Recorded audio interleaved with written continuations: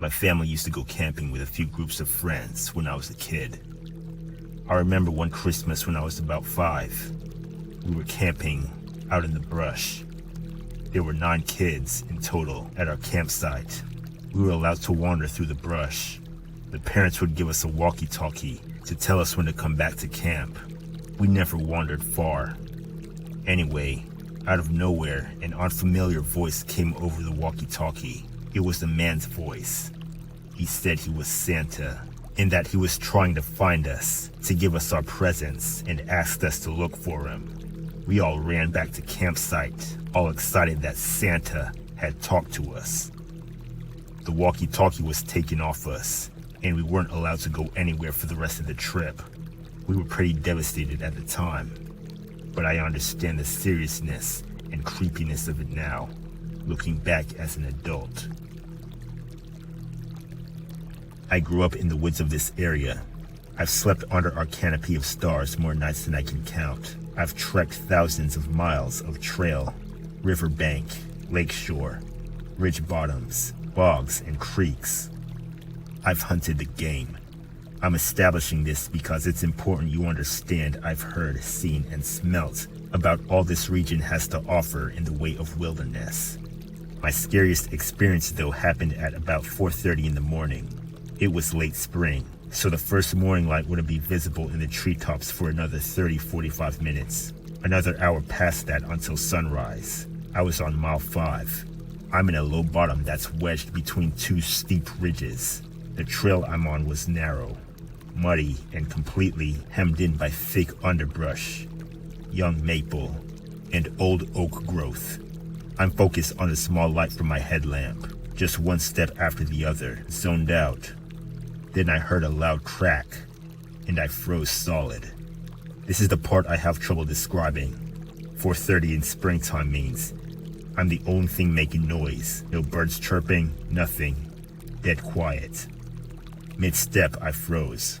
When fight or flight kicks in, you have these immediate instinct thoughts. The thought that instantly flashed in my mind as I stood there balancing myself into the silence was, if I hear that again, I'm turning around and I'm going back the way I came, in a hurry. Why? Because that sound was not a branch breaking. It wasn't a deadfall. It wasn't a widowmaker. I was damn sure I had just heard something intentional. Hearing it twice, well, that meant get out of here. To describe it as best I can, it sounded like a decent-sized wooden stick being violently whacked against a smallish tree. More a fungal bat-sized stick than a baseball bat. The distinction in my head being that this sound was a crack and not a thud or a thump. And I have described it as explosive in the past because it was so sudden and so terribly loud.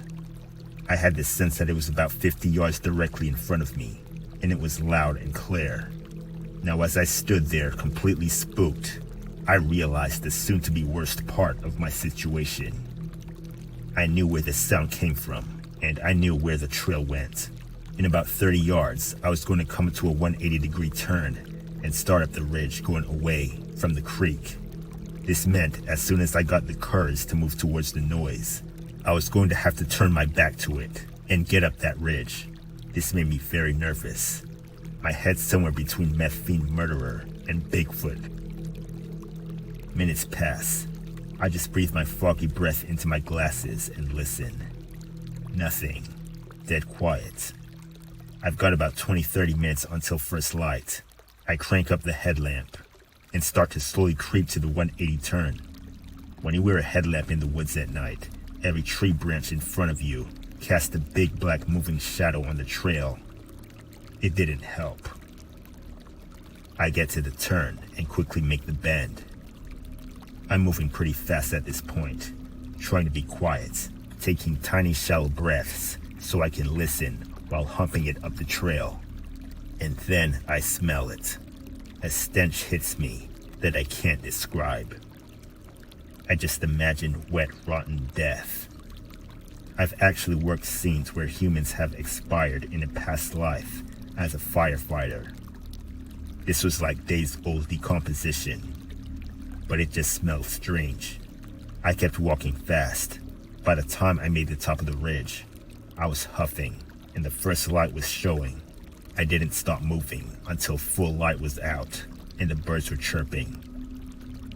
I've heard it all in our woods. I've smelled it all. I'm telling you, I don't know what the hell that was. Deadfall, and especially leafed out branches, make a lot of noise on the way down. I've heard it many times. I don't know.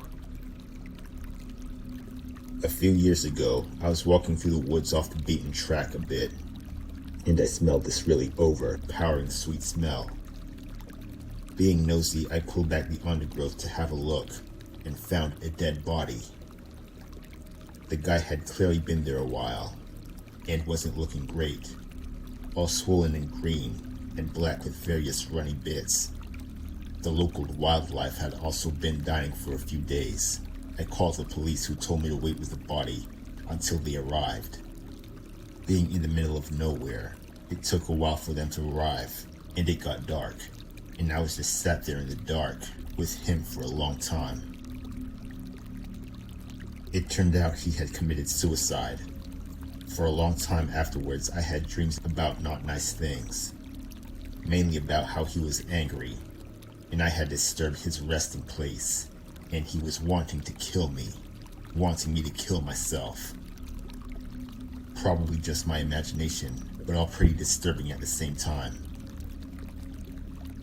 He still turns up in my dreams from time to time, and no doubt will be tonight after typing this.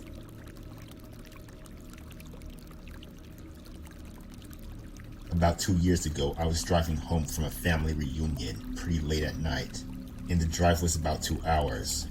I didn't stay the night because I had to be back for work the following day. Most of the drive was on roads with dense bushes and trees on either side, the real creepy ones you see in a lot of movies. Anyway, I had been driving for about 45 minutes. You know how sometimes you just suddenly become really tired out of nowhere? Well, yeah, that happened to me. I knew I wasn't going to last, but I didn't come across any place that I felt I could park and safely sleep. Anyway, after it became clear to me that I wasn't going to find a place to pull over, and my tiredness wasn't going away, I pulled over onto the side of the road, onto the grass, behind some bushes to try to hide my car from anybody else who was going to come past. The roads were not empty. I came across another car every few minutes or so. I made a mental note that the time was 11:22, and then fell asleep. Sometime later, I was awoken by a scratching sound. I looked at the clock, which read 11:50. The sound stopped after a few seconds, and because I was still extremely tired, I simply went back to sleep. I was later awoken by the same sound, and it was now 12:40. The sound didn't stop. The thought ran across my mind that it was just something inspecting the car. But why would it return almost an hour after it had left the previous time? I looked in the rearview mirror and just managed to catch a glimpse of something running away into the forest. Now at the time, I thought it was a damn hook killer. You know, the one that scratched the couple's car and then slaughtered the guy when he got out to investigate. F that, I thought to myself. So I got the hell out of there. There was a bend no more than 100 yards up the road, and as I came around it, there was a freaking car parked off to the side of the road with the driver's side door opened. I slowed down just to look, to see if anyone was in there. There wasn't. Then I looked in my rearview mirror. I didn't see anyone. I didn't see anything. And all of a sudden, this guy comes sprinting around the corner. He starts screaming at me, shouting stuff like, hey you, get the F out of the car, now. I noped the F out of there and sped off. I never saw that guy again. Moral of the story, don't sleep on the side of a deserted road. A few summers ago, I went for a bike ride around midnight with a friend. We went our separate ways at the end of the evening, and I had about 2 blocks to ride back by myself. Because of construction, I had to ride on the sidewalk, but the streets were dead. But it wasn't a problem, until right where I was about to turn left onto my street. There was this man walking by himself, maybe 40s, a little scruffy, but not homeless. The sidewalk was narrow and I didn't want to freak him out, so when I got about 6 feet behind him, I said, "Hey, behind you." And he turned around and gave me this super angry look. I turned down my street and he started to follow me, literally screaming about how I was an effing cunt and he was going to kill me and all that. I lived right off the corner and I didn't want him to figure that out, so I decided to do another loop around the block. That's not the scary part though. The scary part is that when I looped back around and looked down the street, I saw him standing right on my freaking front stoop, staring out at the street, like this creep knew I lived there. He saw me ride by again, but he didn't say anything. I ended up going back to my friends, but my bike got stolen from the alleyway by the house 2 days later. The guy in question was definitely not actually homeless. We have a large population of mentally ill in the area.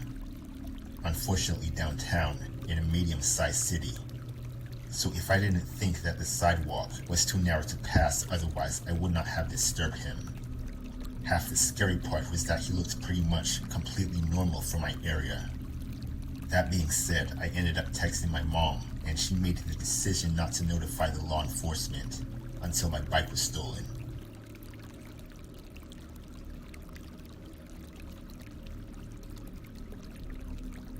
My house sits farther back in the lot than most other houses on my block. It is a strange layout as well. The sidewalk runs the length of the living room and ends at the front porch, which lets into the living room. Large windows that do not open allow a good amount of light to get into the living room, but at the cost of no privacy. The rest of my family was on vacation, and having the house to myself, I decided I would get smashed. Well, I passed out on the couch in the living room about 9, when I realized I was too scared to walk back to my room. The couch is right underneath these big windows. I woke up suddenly, not knowing why. I had a severe case of the chills, and I could not figure out why. Then the banging started. It came from the right above me.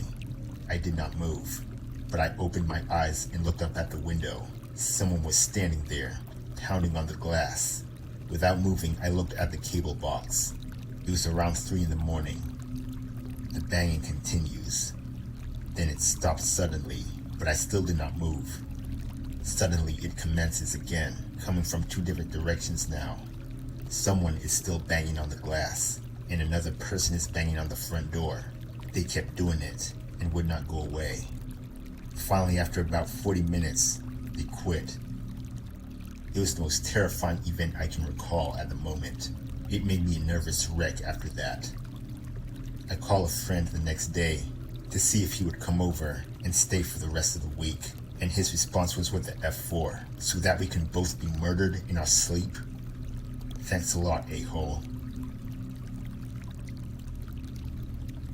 I was 17 and had just gotten my license. Back in high school, my friends and I had made it a mission to find abandoned houses to throw parties in. We had a few candidates, but the motherlode was this house. It was an undeveloped shell of a huge home with a large property in the back.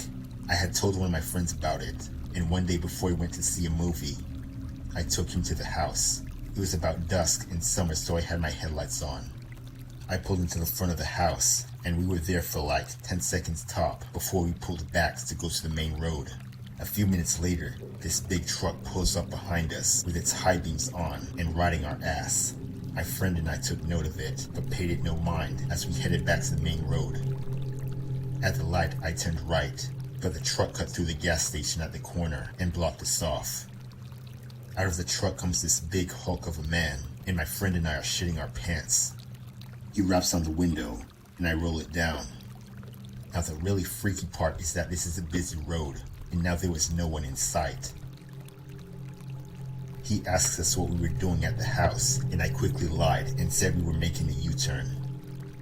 He stares at us for a few seconds, smiles, and sends us on our way. To this day, the house remains unfinished, and I'm convinced it's a drug operation of some sort.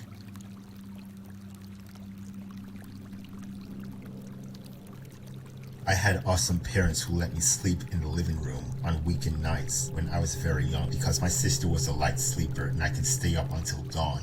But of course, I always end up sleeping on the couch because Nick at night made me tired. So one night I wake up to the prickly feeling, like an instinct, just bolted into a sitting position and stared out the front window. We lived in rural Georgia, so you can imagine the magnitude of the trees in perfect light cast from the moon. I see a silhouette of a person in a tree. The family dog dashes to the window and snarls into the glass. Terrified, I ran into my parents' room and tried to explain to my parents that there was a strange person outside. Dad grabs something defensive and darts outside with the dogs to beat the wax off this hothead. I tremble in Mama's arms until Dad comes inside and says he saw no one and to go back to bed. I decide to sleep in my regular bedroom. I fill my sister in as to what happened. Dad is making regular rounds in the house with a cup of coffee. We're all still and I finally think I can sleep. Nope. I notice the man once again outside my window. From what I can see in the moonlight, he gives me a shush signal and runs away. Just turns around to run in a straight line away. I swear I couldn't stop crying for what felt like hours.